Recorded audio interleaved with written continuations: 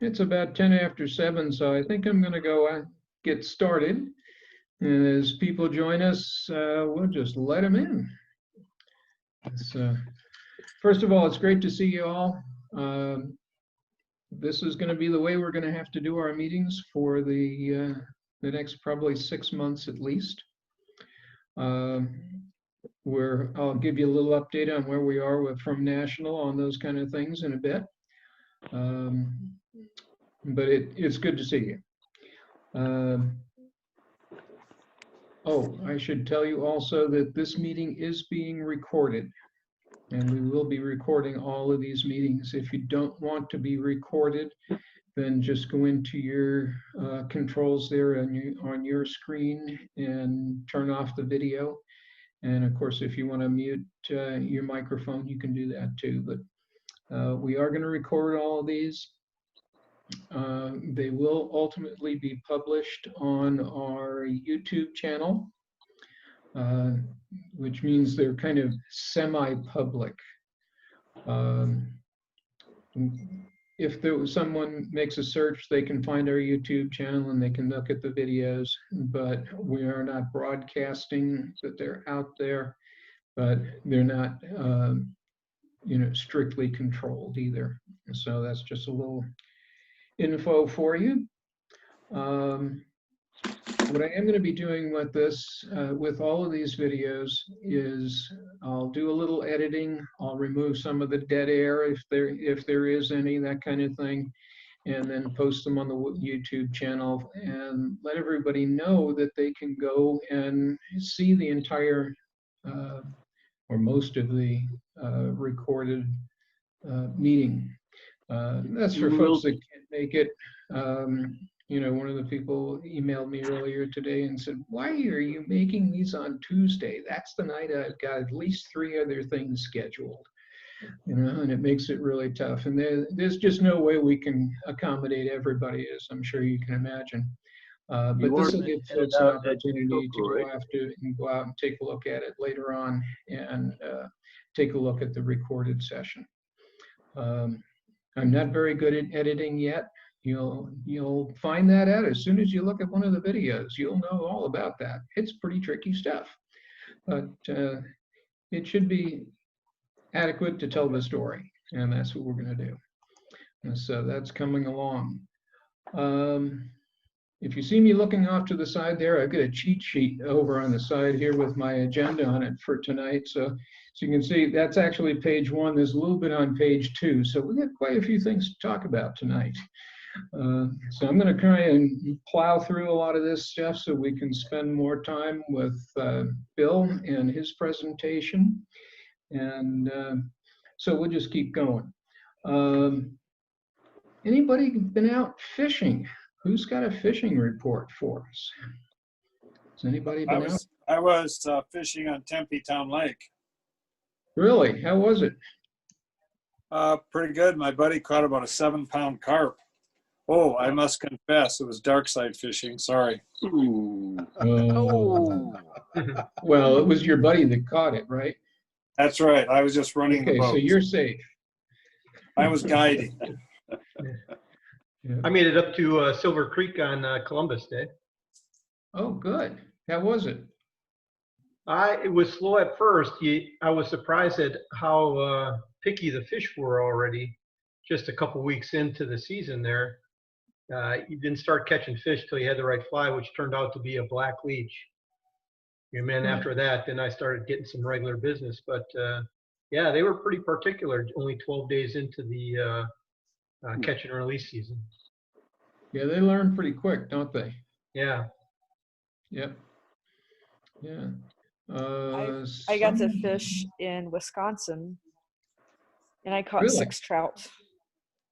Nice. Nice. Yeah, I went to visit a family member, and we got to fish one day. It worked out, but I threw them back because they were little. Where in Wisconsin did you go? It was called something Springs. Closest city, maybe? Rainbow Springs? It was 2 hours east of Sheboygan. Okay. All right. So, I can look it up real fast. No, that's okay. I was just curious. I'm from Wisconsin myself. I go fishing there once in a while when I make it back. That would be Lake Michigan and 2 hours east of. Yeah. Kevin, you got your east-west mixed up there, maybe. Yeah. But, Okay, I looked yeah, it up. It's called Stevens Point. there you go. Oh, Stevens Point. Okay. Very nice. Yep. Point beer. Good. Todd says here that he went up to Silver Creek, but no luck. Some, but couldn't land them. Got to have the right fly, Todd. I threw a little bit of, can you hear me? I guess you can't hear me. Yeah. And Frank, you were up there, right? Yes, sir. I was caught like seven nice ones up there. Caught them on a couple on an ant pattern, couple on a leech pattern, and the other was a woolly bugger up there. That worked good for me. Yeah. Great. Good. Well, I haven't been fishing recently, but my last adventure was up in Durango, and did fairly well on the Animas River. Fish were pretty picky at that point, and the couple of places where we were wading were treacherous. The water having been pretty slow, there was a lot of snot on the rocks, and even with cleated boots, it was tricky. And so, but a day in the water, excellent. It was great fun. So, but no huge fish this year. So, good. All right. Zoom update I already gave you. That was the item I had on here about the subscription from AFC. That's going to be a big deal for us, as I said, going forward. As far as AFC is concerned, two things. Their meetings, especially their Zoom meetings, are now going to be on Thursdays. They had been on Tuesdays. DFC's meetings are on Wednesdays, typically. And now AFC is moving their meetings and their educational program to Thursdays. So they've got one coming up this Thursday. I don't remember who their speaker is, but they've been getting some really good speakers. Last week, if you had a chance to see them, they had a guy from Winston Rods who talked about their product line and how their rods are made. Very interesting, especially for those of us that are rod builders. It was a good presentation. So keep that in mind. That's one of the reasons that we're going to go to Tuesdays, the third Tuesday of each month. I know today is the fourth Tuesday of the month. Couldn't quite pull it together for last week. But our educational programs that we're going to be doing through these Zoom meetings will be on the third Tuesday each month. And we're working on how we're going to plug in some of the fly tying stuff too. So got that. Updates from National. They're continuing to work on a lot of projects. They still have their full staff working, but they're all still working from home, with very few exceptions are going in 1 or 2 days a week. But they are working from home. If you happen to need them for any reason, you can reach them by phone. They've been pretty good about responding. They're keeping really busy the next few weeks with fundraising. They have not given up any of their fundraising efforts. They've had to change them. They're going to all virtual fundraising. And at this time of year, they do a lot of that kind of work, especially in New York and Boston. They have a program going in each of those cities within the next 2 weeks that are like 3 nights running. with speakers and a program that goes on all about fundraising to keep the national program running. So that's going on. There is going to be a large update to the CRM electronic system that everybody's registered in. That's supposed to be coming by the end of the year, and I have no idea what that's going to entail except confusion. That seems to be the only thing that we can count on when they make these updates, is that things are going to be confused for a while. Whether or not that's going to impact all the participants or just the volunteers, I'm not sure yet. But they have promised us this big update by the end of the year. So stay tuned for that. I'll let you know as I hear more on that. They are working on a plan to reopen the program. It will be in 5 phases, and they have 5 teams of people working on these phases. And if I'm not mistaken, there's 5 people on each team. So they're working numbers of 5s. The one thing that we have been told. Movies in Arizona by Arizonans. Blue Cross Blue Shield of Arizona has you covered with 50-day music customized. Okay, thank you. One of the things that has come out that we have been told definitively is that there will be no overnight outings in 2021. Okay, they're not going to approve any of those. We've recently been through the budgeting process, and there was no allowance made for overnight trips in 2021. There is a minor indication that there may be some exceptions to that, but as it stands right now, there won't be any overnight trips, which is a real bummer. But we are being extremely cautious through this whole thing, and they want to make sure that we stay safe. So that's what's behind it. There may be some one-on-one outings and some one-on-one type of training programs. That would be probably in phase 2, which may be probably second quarter of next year. Okay. We're currently in phase 1, obviously, which is everything virtual and no one-on-one contact of any kind. Okay. So that may be happening, and if that does happen, that would mean that there could be some day trips, and we might have to work them so we coordinate multiple day trips for the same day and place. There's some things that we might be able to do in order to get us off and on the water again together. So no details on that yet, but again, the thrust of the whole thing is to keep us all safe. Okay. In the past, when we received equipment or goods donated directly to the program, we were not allowed to distribute them widely to all the participants. We were supposed to be using them for fundraising and that kind of thing.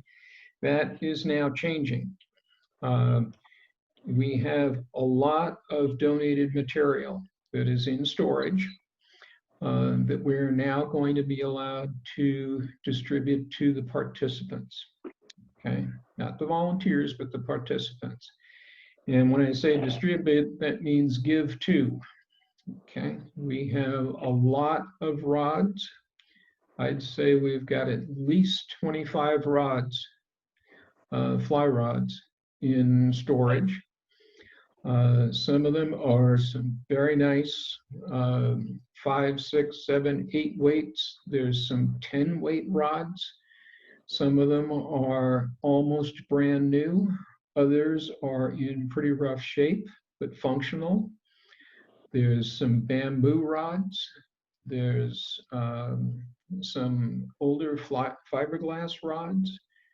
I picked up a couple of rods. I made a trip down to Sun Lakes this morning, as a matter of fact, and picked up 2 rods, a couple of reels, a nice vest, probably 4 or 5 fly boxes full of flies, etc. So those have all got to be inventoried, and then those will be available.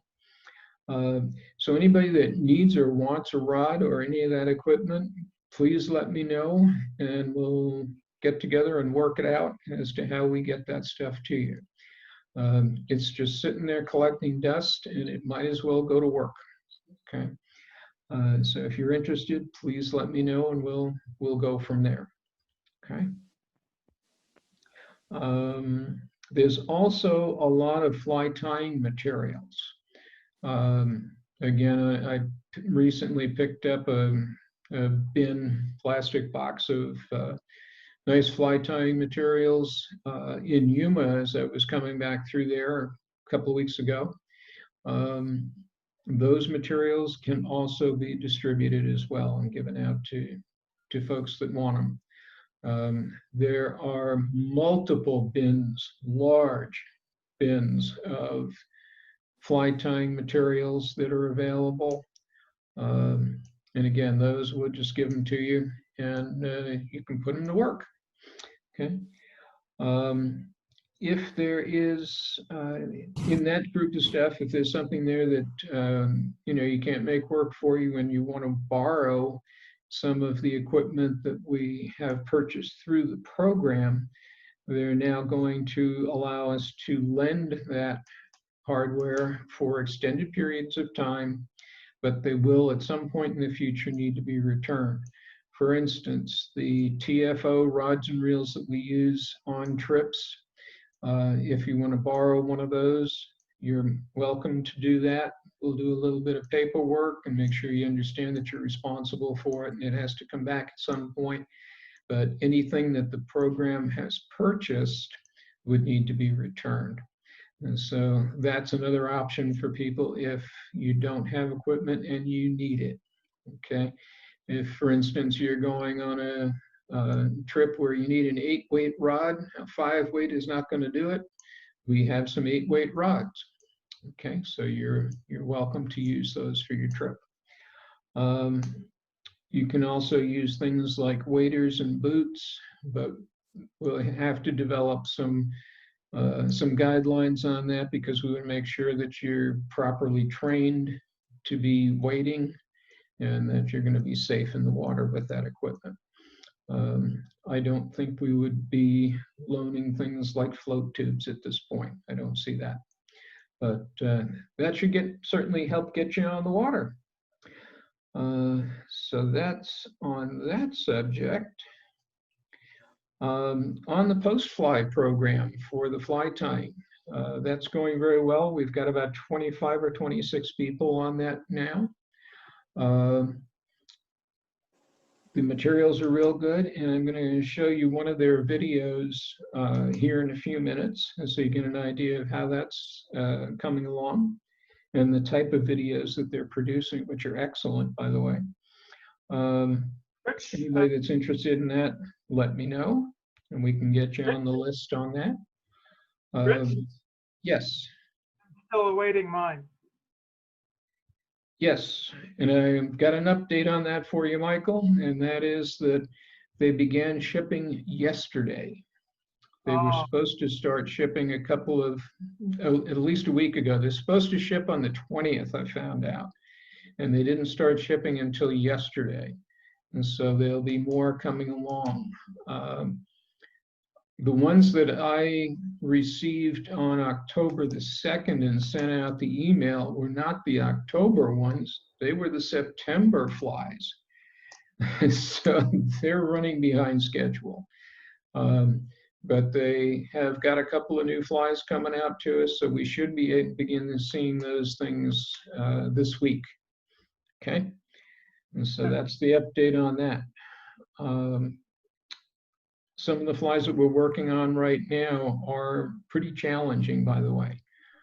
Some of them are a little difficult, not terrible, but they're a little difficult. Frank has worked on some of those and said they're fun, but right, Frank? Yes, sir. They were a little challenging. Yep.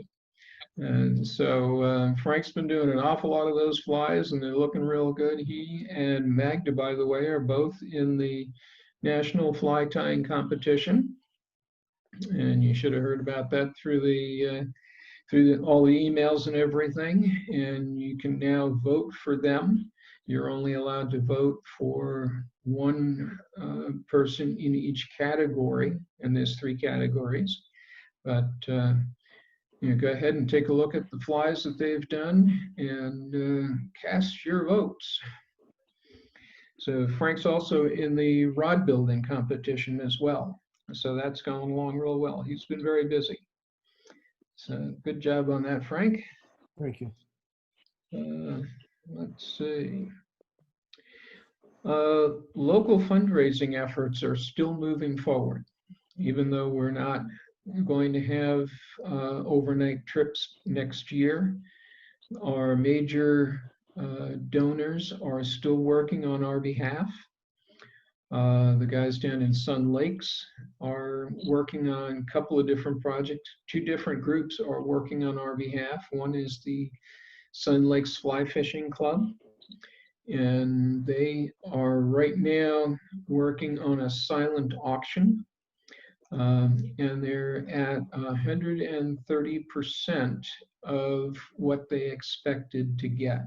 So it's going very well, and they have another 3 or 4 days yet to go.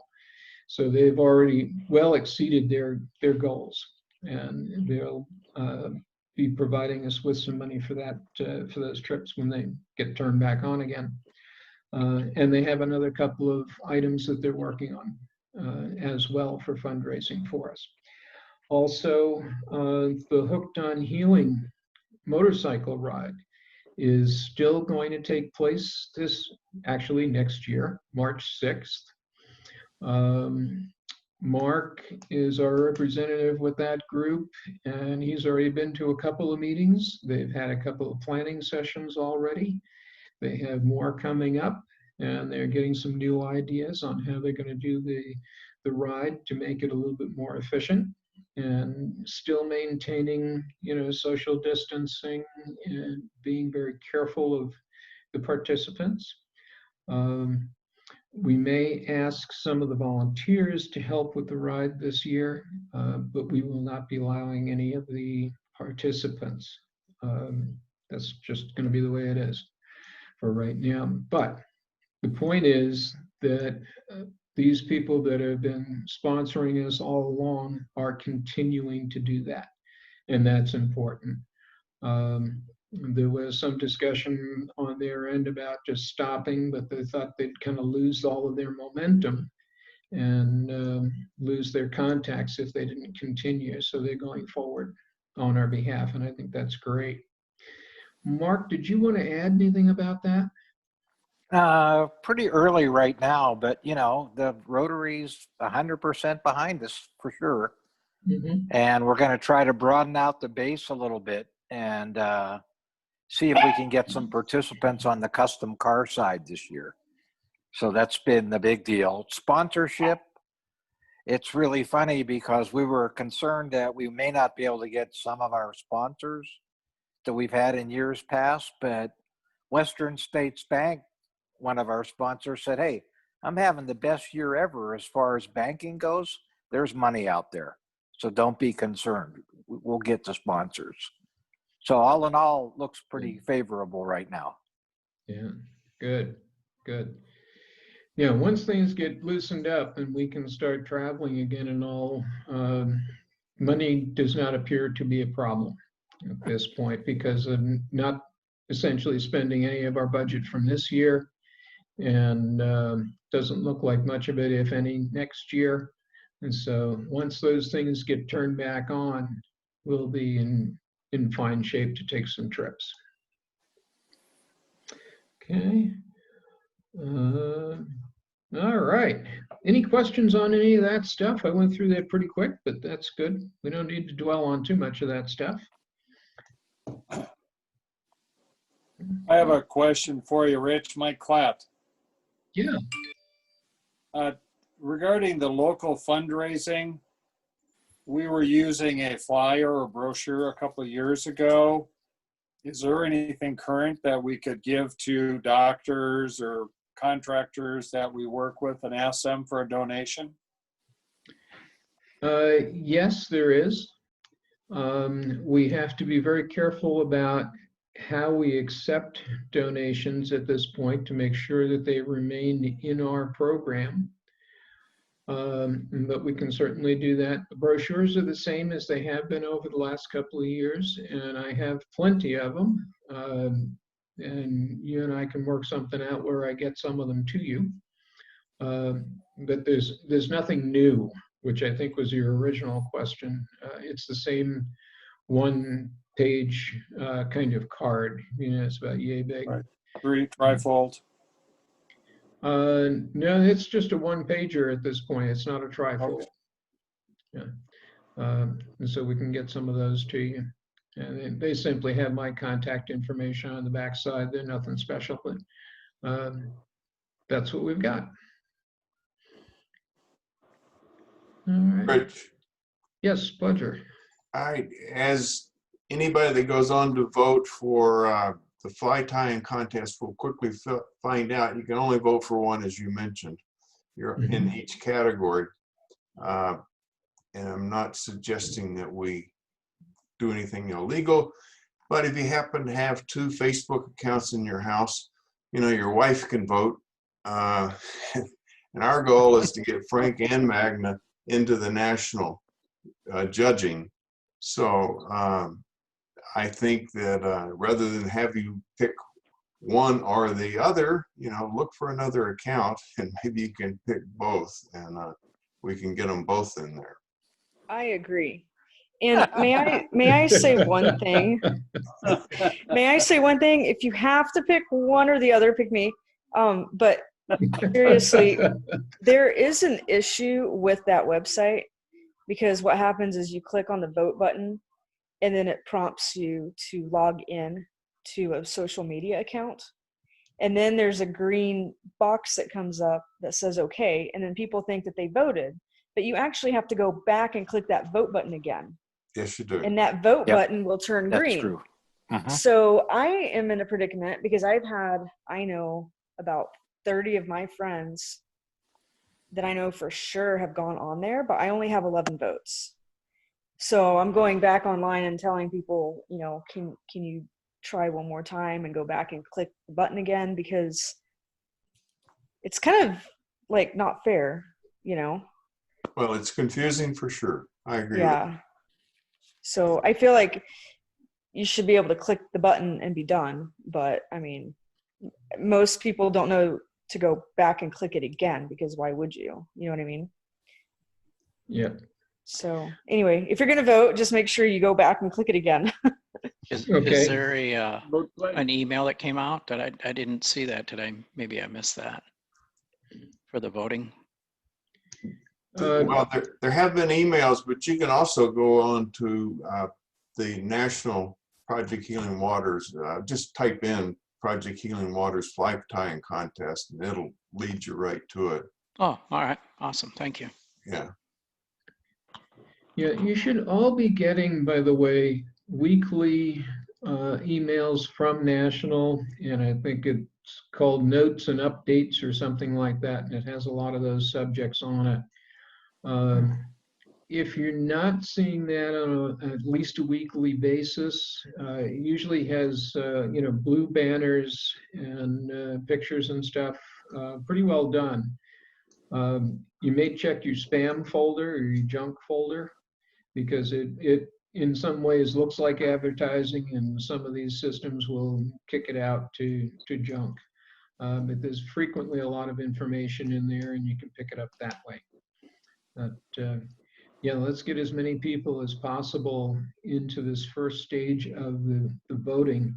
It's as Magda said, it's basically open to the public. You do not have to be a member of Healing Waters or anything like that.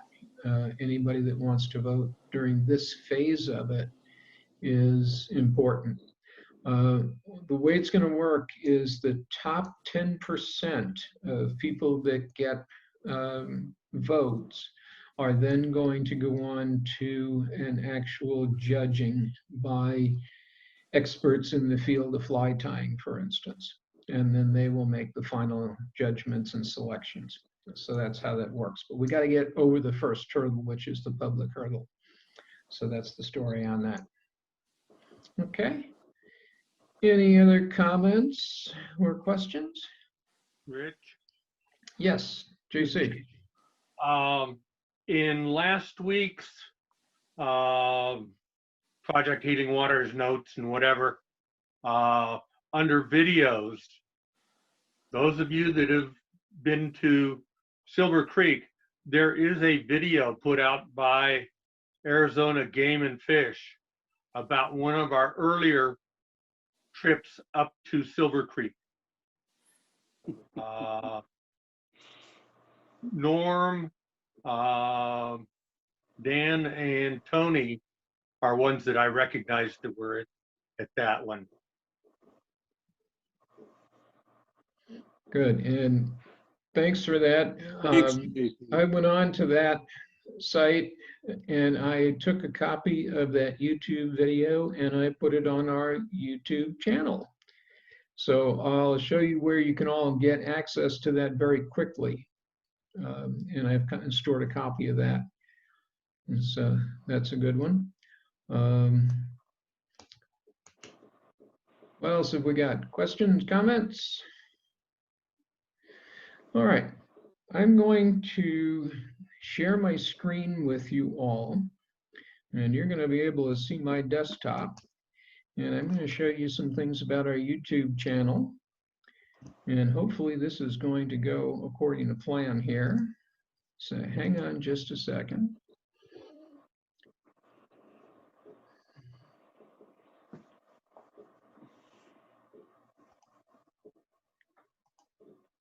Well, you don't need to see my calendar, that's for sure. Can you see? Oops, stop sharing. Let's try this again. All right. Now on here, I'm going to show you, can you see a background with a picture of the Colorado River? Uh-huh. Yeah. Okay, that's a good sign. When I go to Google, I've set up a couple of Google Chrome, set up a couple of links to YouTube's, and I'm going to show you two different ones here. And this first one, your monthly subscription box from postflybox.com includes all the materials needed to tie a dozen flies, along with some extra goodies.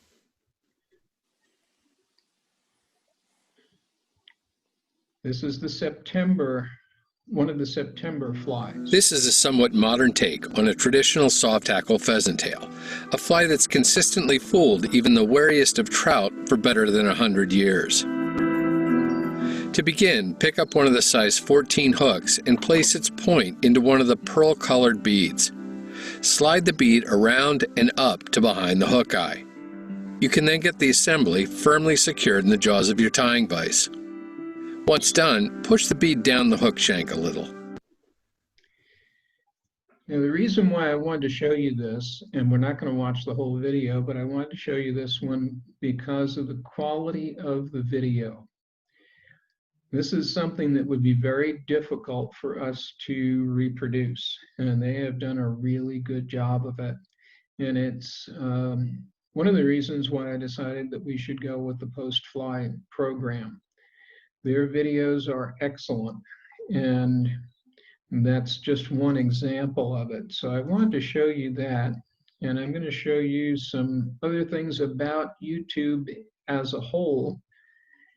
But I wanted to ask first if everybody is familiar with YouTube, at least to some degree, and are any of you experts on the subject? Dead silence. Ed Coca. Well, what do you mean by expert? Well, somebody that's spent a lot of time with it or has done some programming and that kind of thing.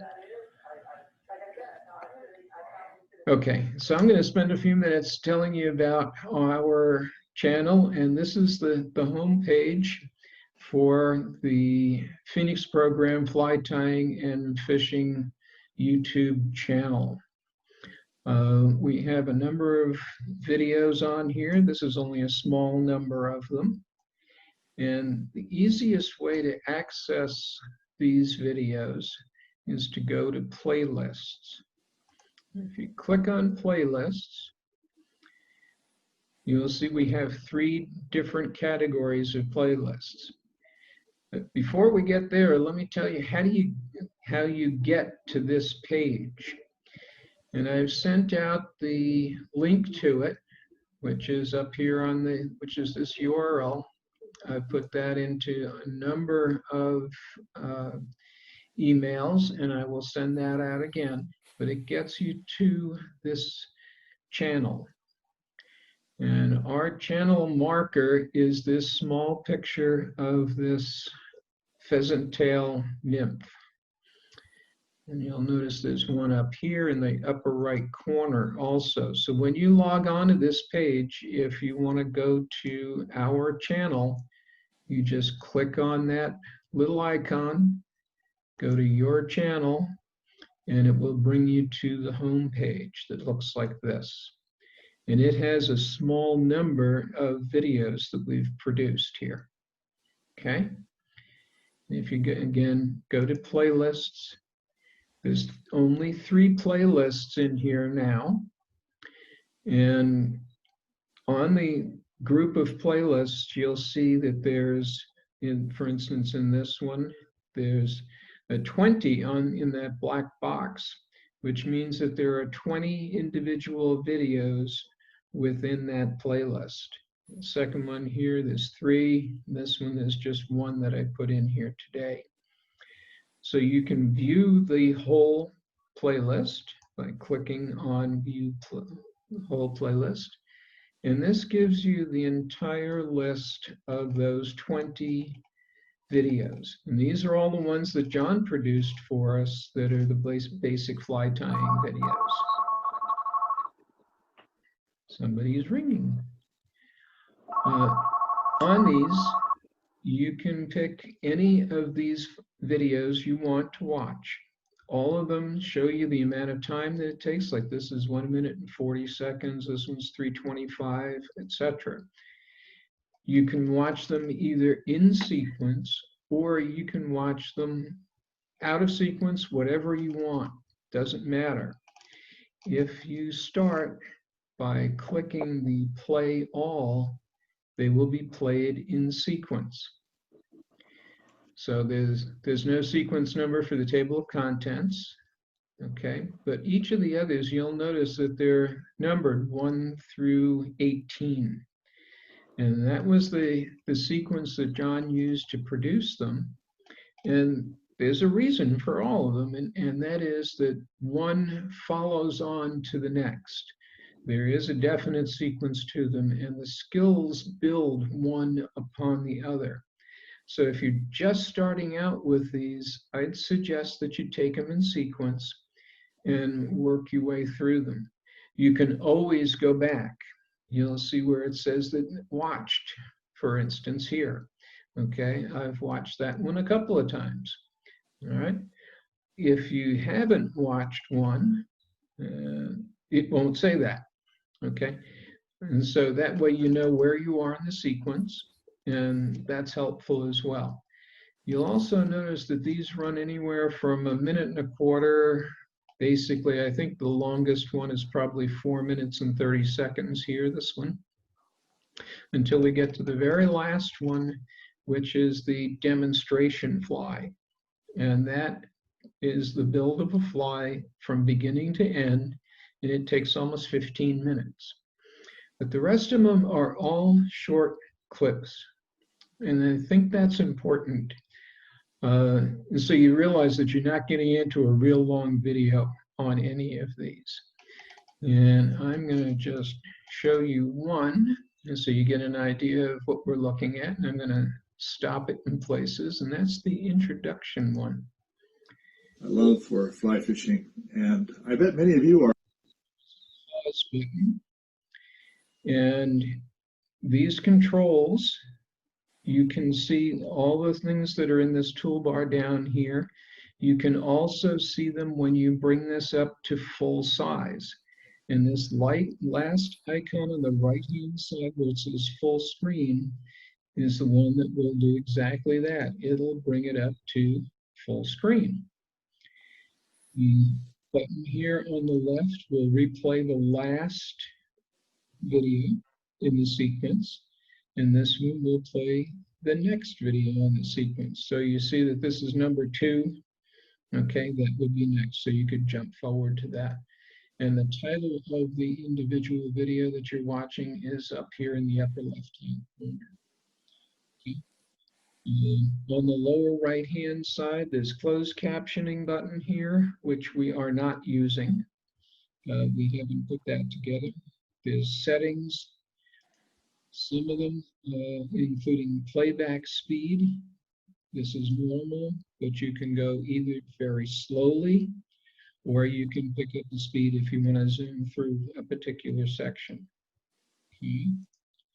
It also, again, subtitles, we're not using that. The quality, they're all at 480p, and you can just leave it in auto, and it will always show you the highest resolution. You can also send this to your TV. If you have a smart TV, you can send it over to that as well. And then this last icon here is to take it back out of full screen. Okay, you can use the F key also. We'll do the same thing. One other quick thing I want to show you is that if you slide your cursor along this timeline here, you will see how the video progresses. So if you're working on one of them that shows just a particular skill that you wanted a little refresher on, you can kind of zoom to that section by sliding along on this timeline, like so. Okay. And then down here, you've got your speaker button and a mute. I keep it all the way cranked up for the volume. This computer doesn't have very big speakers in it. The 22-second mark here is where you are in the current video when you paused it. And this is the total elapsed time of the video. So you know where you are in the time sequence there. Okay. So I'm going to let this run here. I'm going to hear from Joe. Getting really antsy to go out fishing with healing water. This will be over when it's over, and we'll be able to be back together, and that will be a time of joy. I decided that it might be a good time to send you in maybe 3-minute intervals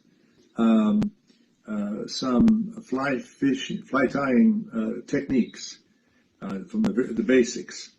And those of you who have the tools, just go and practice the basics. If you get the basics down, you can tie almost any fly you want. So we learn the basics, and then we become good fly tiers. I'm going to show you my fly desk here that I use. It's in my an upper bedroom upstairs. It used to be my grandson's room for a while. Now it's all mine. And on this side is all of my fly tying equipment. And on this side, which I'm not going to show you, is the clutter of all the stuff that I received from Healing Water. So let's, I'm going to show you how my fly room is set up, and then go from there. Yeah, this is the next video. These are the tools of our trade. This next video. And let's begin with... And we won't be going through all of these, but I just wanted to show you how this works. And John, thank you for the intro and all that you did on this project. I know it took a lot of time and a lot of energy, and it's a great sequence. On your right-hand side up here, you'll see the first, half a dozen of the videos that are in that playlist. and you can scroll down and see all of them that are in that playlist. And if you wanted to go to dubbing part 1, you just click on this, and that's in a previous your next video, I introduced to you Here's the name of it right the materials that we use to wrap around the shank of the hook So again, to form full screen, essentially the body and of the the fly. controls are still the same. I used, for example, I showed you chenille. And you can back out by stopping or pausing, and then if you hit your escape key on your keyboard, you go back to the smaller size. And then farther down on the right-hand side, you'll see a number of other videos that are also related to the primary subject. Right now, we're seeing a lot of other stuff that winds up in these lists that are political, and you can disregard those, but for the most part, they're going to be related to your primary subject, which in our case is, of course, is fly tying and fly fishing. And so from there, you can back out, and it backs up and restarts. These are the two I love for fly fishing. And Peter, do you find it Nancy to go out fishing with healing water? Okay. When you see the small one here, you notice that you can still watch a video here while you're working on the main page from our channel. And when you're done, just X out of it. So that's how these playlists work. Now I wanted to back up again. Here we are at playlists again. And what I've put into this one called favorite videos are just a few for right now. And this very first one here is the one that JC was talking about, the one on healing waters of Silver Creek. That was produced by Arizona Game and Fish. It's an excellent video. It shows a lot of some familiar faces, especially on Silver Creek, or obviously on Silver Creek. Everybody pulling out some pretty big fish. And there's another group of videos. I've only put one in here, and I'm going to show you just a minute or two. Fly Fisher on the Water tutorial. I'm your host, Devin Olson, I guess. Sorry about that. It picked up from where I left off before. This is one that Mark sent over to me, and it's 5 steps to landing more fish. And they start off this one with 2 minutes of some really good video and music.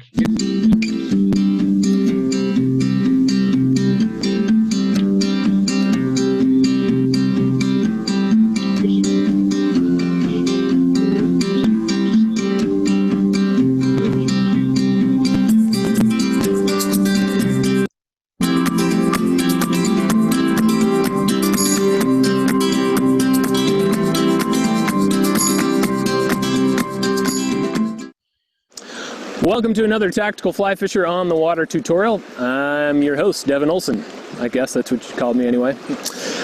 Today, I've got a specific tip I'm gonna tell you about. So, a couple weeks ago, I did a Facebook live session with Marshall from Midcurrent. And one of the things that I was asked afterwards was for some tips on how to land large fish on light tippet. And we've done that quite a bit today already. This is a river that I haven't fished in 15 years. And so I put on some 7X, not thinking we were going to run into some very large fish, but so far we've run into some pretty darn large fish, and I haven't lost any of them yet. So let's talk about how you do that. So I have a pretty simple sort of formula that I follow whenever I go to fight fish. And you may have to adjust it if you got obstructions and... Okay, this one runs now about 15 minutes, as you can see here. And I'm going to zoom ahead just to show you some of his techniques. But the point of showing you any of this is that there's some really excellent quality videos out there that you can learn from. And these will get you started on some of their videos. I'm keeping that angle as the fish comes around. So I just kind of keep that same angle. Wherever the fish goes, I follow it with the butt section of the rod. Now it's upstream of me. I lift behind me, extend the net, and he's in. And I got another nice cutthroat here.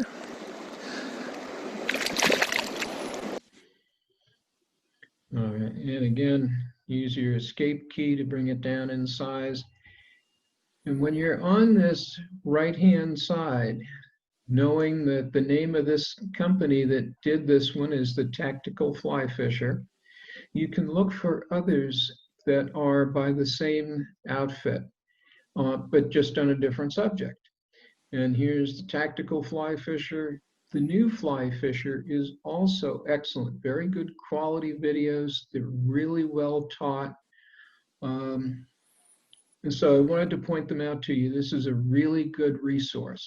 But rather than putting a whole bunch of videos onto our channel, I'm just going to put this one for now, and you can use that as a jump off point to get to some of these others that are here in this list. And then when you see a particular subject that you're interested in, you know, how about this one? How to find trout on a river. This is by Orbis. Okay, again, they're known for the quality of their videos. They do a really good job of it. So this is an excellent resource for all of us to use. And I just wanted to point that out to you. Again, some political stuff is popping up in here, and there's nothing I can do to control that. But some of these have got excellent resources for fly tying, fly fishing in general. Some of them get very specific about particular water. If you're going to travel somewhere, and so you wanted to go to the Green River in Utah, you'd be able to find specific videos of very high quality with good information in them on the Green River. Okay, so that's a great resource for you. So again, going back, I'm going to show you a different way to go back now. Going to this icon in the upper right-hand corner where we have this pheasant tail nymph icon. We click here, we go to your channel. You're back to our home page for our channel. Go to playlists, and here you are with those 3 playlists again. And the last one I want to tell you about is this one here, which is one that I just added kind of today, methodology. And this was the video from our last meeting that we had on September the 15th. Its editing is pretty choppy. I'll tell you that for sure. We didn't have any of this side information like we're doing tonight. We didn't share the screen or anything. So it's a lot of pictures of your friends, okay, and the discussion that we had. And so in the future, I will be putting, for instance, tonight's meeting into this category here, into the playlists. And anybody that was not able to be with us tonight, wants to go and see what we talked about tonight, they can go ahead and play that video, and almost as good as being here. Okay. So any questions on any of this? One thing you can do also if you find a particular video that you would like to hang on to and be able to re-access it, you go up to the right-hand corner to the star and you click on it, and you can put it into a file that you name. Therefore, you don't have to go through a whole lot of logging in, what have you. Just go to your file, and it will list out the videos for you. Yes, that is absolutely true. Yep, you can sure do that. And if we just open one, I'm just going to start it here. To meetings such as this. And you'll notice that, well, this one is marked, you can't save it from here, but if you were to pick one of these others, if I'm not mistaken. And in that water, I would have hung up on it, so after a few drifts. Stop this here. If you just go to this save button, and it gives you some options. Okay, so you can watch it later. these are the 3 playlists that I could save it to. And if you create one of your own, then you can save it to yours. Okay, so good point. Thank you. Tony is joining us now. So that's pretty much the story on to YouTube. We're going to be learning a lot more tricks on this as we go forward. This is like so many things, you know, it's just got so much information that we can't cover it all at once, and I'm still learning, so be patient with me. But it's a good start, especially those that John did on the fly tying. They're excellent. I encourage you to use those. Go back to them over and over again if you need to. And again, John, thank you for all the effort you put into those.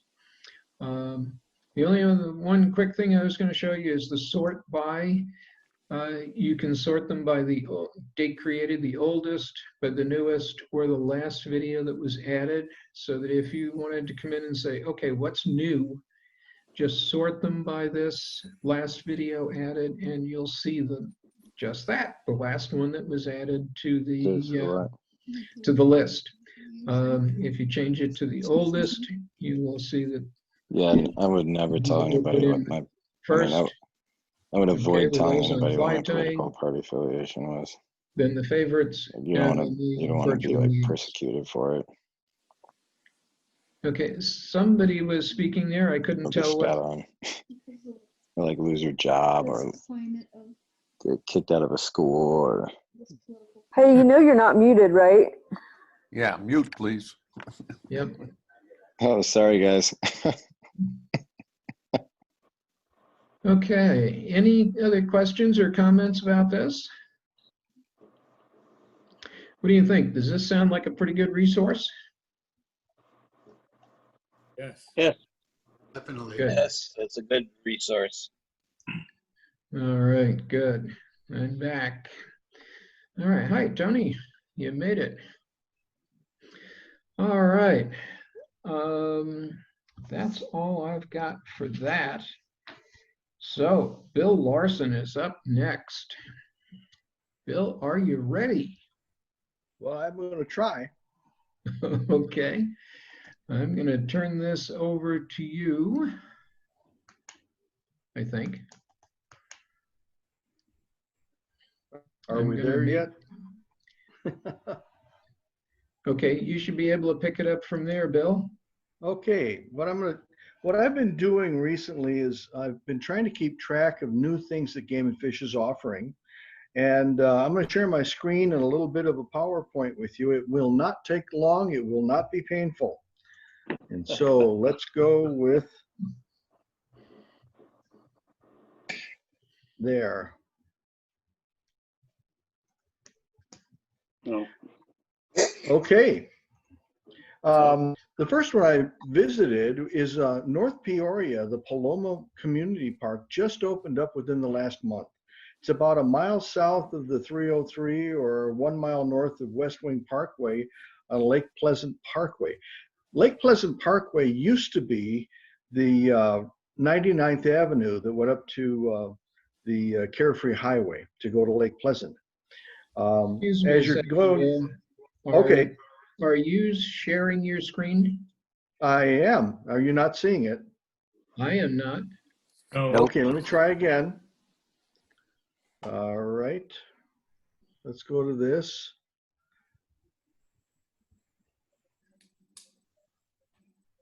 And are you seeing my PowerPoint here? Yes, now I can see it. Anybody else? Yep. You can see this? Yes. Okay. Yes. Okay, All there right. we go. Perfect. And the way I got there is I went over to 303 and took it over to the Lake Pleasant Parkway, which used to be 99th Avenue, coming up out of Sun City.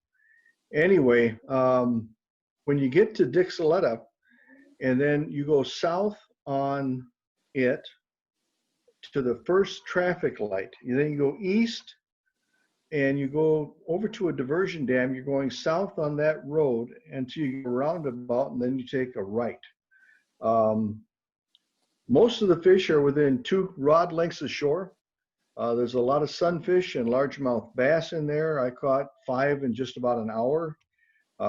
There's also been stockings of catfish 3 times, and the trout are going to be stocked next week. This is kind of the layout. Here's Lake Pleasant Boulevard right through Parkway. Here's Dexaletta. As you go through this traffic, which is right there, you come down and follow this road until it goes across the diversion dam, and you'll be able to see the lake from there. You go by this roundabout and you take the right lane. Get into the parking area here. Now, right in this area, can you see the area, the arrow? Okay, right in this area, there's a barrier fence type thing where it's good wheelchair access if people want to get in there. There's actually a sidewalk that goes all the way around the lake, and I've walked all the way around. The first fish I caught was right here, and I caught a bass and a sunfish right there within about 20 feet of shore at the most. I was running a strike indicator with 18 inches of tippet underneath it, and a small pheasant tail ostrich, the black pheasant tail, and it worked really well. And then I continued around. I caught a few on this north end, and then back this way. This is where most people were catching most of their fish. And I'm ashamed to say that I caught more fish than the people with worms. No, I'm not. No, I'm not. but it's real. Are you easy able to access. keep the fish? How's that? Are you able to keep the fish? You're allowed to keep the fish, and they actually are going to stock trout in there next week if the water conditions are good. Okay, well, I live nearby, so if anyone wants to go, let me know. Okay, it's an excellent place to fish. The bass have to be at least 13 inches long to keep them. Sunfish, there's no size limit. Trout, there's no size limit. And catfish, there's no size limit. There are a bunch of rocks along this southern shore here, so just be real cautious. And it worked out really well. I was surprised how good it was. Then the next place I want to talk about is Friendship Park. And I happened onto this. It's a fairly small place. It's on McDowell Road, just south of it, between Avondale Boulevard and Dysart. I usually go out I-10 till I get to Avondale, take it north until I get to McDowell, take it west until I get out there to the park. The road kind of curves around at that point, and you get a real easy access. You kind of go in, do a roundabout, and it shows how, the lake is to your left as you go in there. There's not a lot of people that go out there for the most part, but I've seen people catching catfish. When they put the incentive trout in there, I did really well. I had people move right next to me when I started catching those fish. And so just be aware people really want to catch fish to take home. There's a small pond. There's a waterfalls that comes in on the west side of it, but not very often. And sometimes they pump water in from the south side, and the fish get really agitated and stirred up when there's water moving. So that's a good place to fish, either one of those. I've caught a lot of fish there very close to shore. It's amazing. If people come in and feed the ducks with their bread, that attracts the fish. And so if you go in there with, after they're done with their bread and avoid the ducks, the trout are usually there too.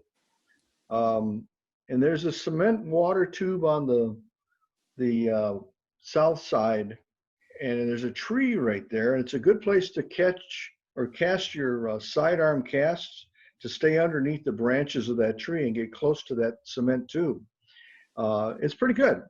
Again, catfish have been stocked, and trout, if conditions are good, will be stocked again next week.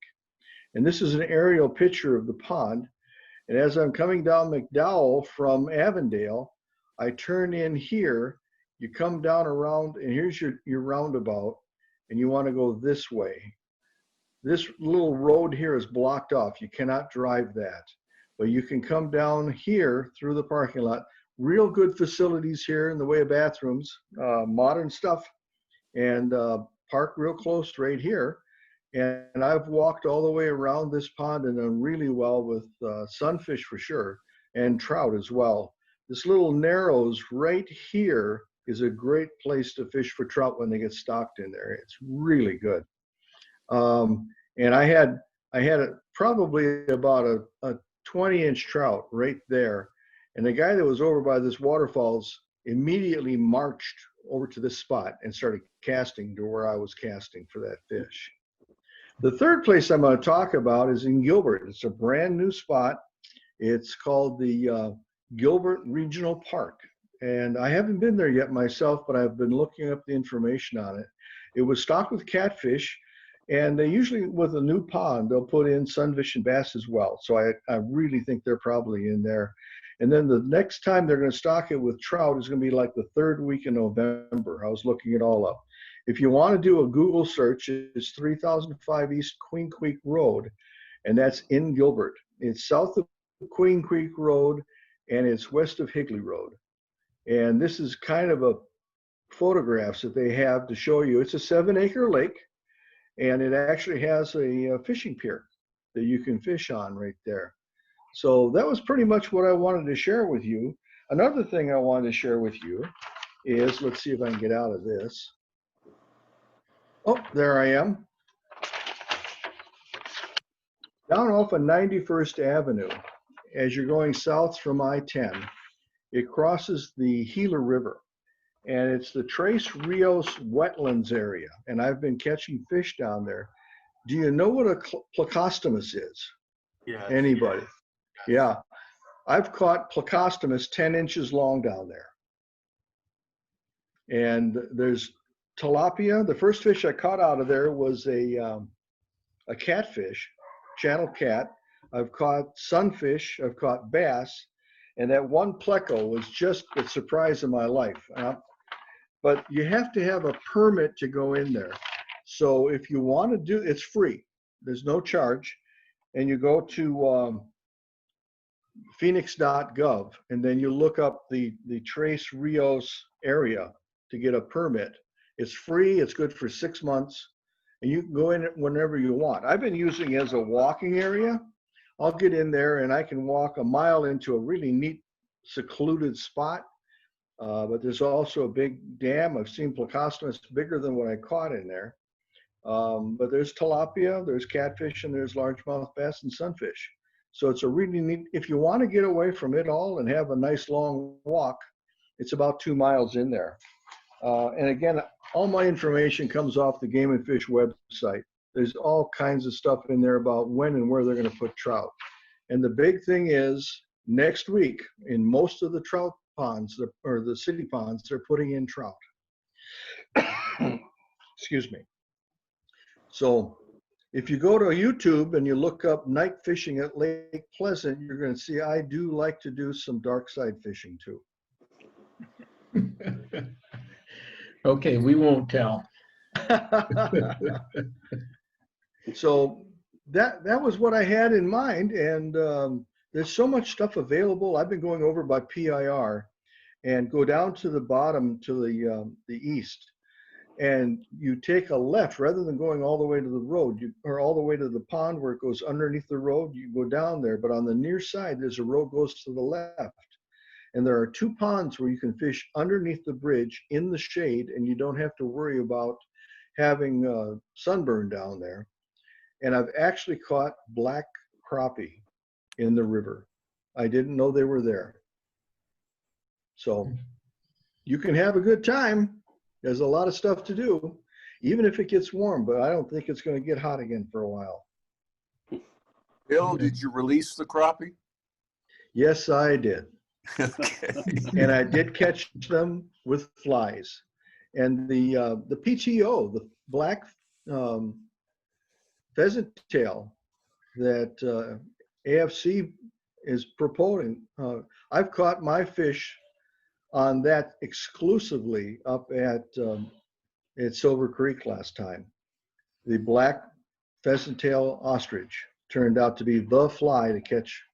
But if you were in the upper sections and you were trying to catch those really big ones, the best answer was to tie on a small red zebra midge or something that looked like that. And that's what they were hitting. I was up there and I brought the wrong box of flies, and I had the drag fall off of my reel, and I didn't know it till I got up there. So I had a nice 1.5 mile walk back to the car to be able to fish. Well, at least you got your exercise for the day. Yeah, I did. It wasn't really pleasant, I'm telling you. I'm sure. Yeah. So back to you. All right. Well, thank you very much. Appreciate all of your information. You bet. Everybody, if you haven't taken a look at the stocking schedule for the end of this year and beginning of next, the new schedules are out. And something that I noticed is places like Dead Horse Ranch State Park up in Cottonwood, and a number of other places that haven't had any stocking in months are getting started. Dead Horse is going to every other week for trout, starting the first week in November. So next week, they'll start stocking up there again. They'll be stocking the Verde River right next to the park. And there's a number of other places that you may not have even thought about for the last 6 months because there's been no stocking, and they're going to get started again. And with this cold snap of the weather, that's probably driven the water temperature down some, which will encourage game and fish to keep that schedule. And so there's going to be a lot of good fishing coming along here very soon. And you know, I'd like to do the kind of the fishing report at the beginning of each of these meetings. So if you get out to some of those places, let me know and take some pictures and send them over to me, especially if you get those great big ones, or you know, the ones that are as long as your arm. Take a couple of pictures and share them with the group. One of the things that does is not only is that good for bragging rights, but it also encourages other people to go out and do the same thing. And that's what we're about, is encouraging people to get out and enjoy our waters. The Rim Lakes, I think, are probably wrapping up their stocking here pretty shortly. So if you're gonna hit those, better do it soon. But all that information, like Bill said, is on the Game and Fish website. Some of their charts and all are a definite eye chart. They're hard to read, but you can blow them up on the screen or print them, and they're good to go. So, questions or comments? Anybody got suggestions on this format? How can we do this better? And what did you like? What did you dislike about our meeting tonight? And no, you won't hurt my feelings if you say I have a monotonous voice.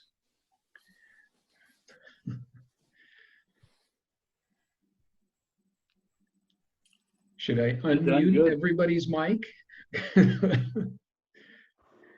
You've done good, Rich. Thanks. Thank you. If you'd like to see my pleco, I have it to share on the screen. Yeah, let's take a Careful look. now, Bill. Don't let him jump off of there. There it is. I'll be. Yikes. They are pretty. Yeah. Yeah. 5-footer? Oh, it's at least 12 feet long. Great. Tough Well, crowd, good. Bill. They're typically about 3 inches long or shorter when you get them for your aquarium to keep the greenery off. Yeah. Yep. Okay, good. All right, well, we know what happens to little baby alligators that people have too. Huh? That's half the alligators in Florida, I think. So suggestions for future events like this? Anybody got any ideas on what topics we should cover? We're done. Well, current events for what's going on in with Project Healing Waters as a whole is always good information, like you started out with, and then just a small or a short presentation on, hey, what's the local current or current fishing conditions, or where's a good place to go? Kind of just like Bill did, which was really nice. I thought just a short discussion on that, and that's always informative. Sure. Yeah. Good. Thanks. All right. I think that's going to about wrap it up for tonight. Let's see. Well, I was figuring it'd run about an hour and a half, and we're at an hour and 24 minutes. So I think that's pretty close. Good to see all your smiling faces. That's a fact. And if you run into any of the other folks in the program that didn't make it tonight, tell them it was a blast and they ought to come next time. All right. In the meantime, everybody stay healthy, stay safe, and stay vote. in touch. And vote. And vote. Yes, absolutely.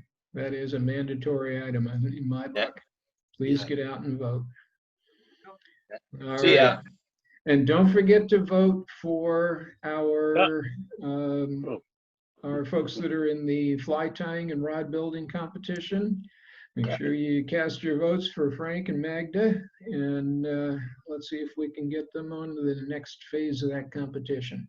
They've been working I tried hard to do that deserve it. too, and I did have difficulty, so I wasn't sure what to do with it.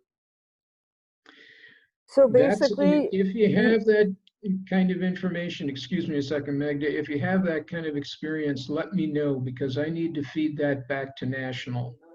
And I will. I notified Larry, but I never got an email back from him about it. Okay. But basically, you click the vote button, it's going to prompt you to log into your social media, and then it'll say okay. Then you have to go back and click the vote button again, and then the vote button will turn green. That's where I didn't do it. I went to. And nobody knows Yeah. to. That's the problem. So a lot of the votes aren't getting counted. It kind of blew me that I was trying to do that for you, and I know. The number didn't change when I voted. Right. That's happened. I know at least 16 people that I'm friends with that this is happening to. So it's definitely a big glitch, but. Okay. This is year one, program one.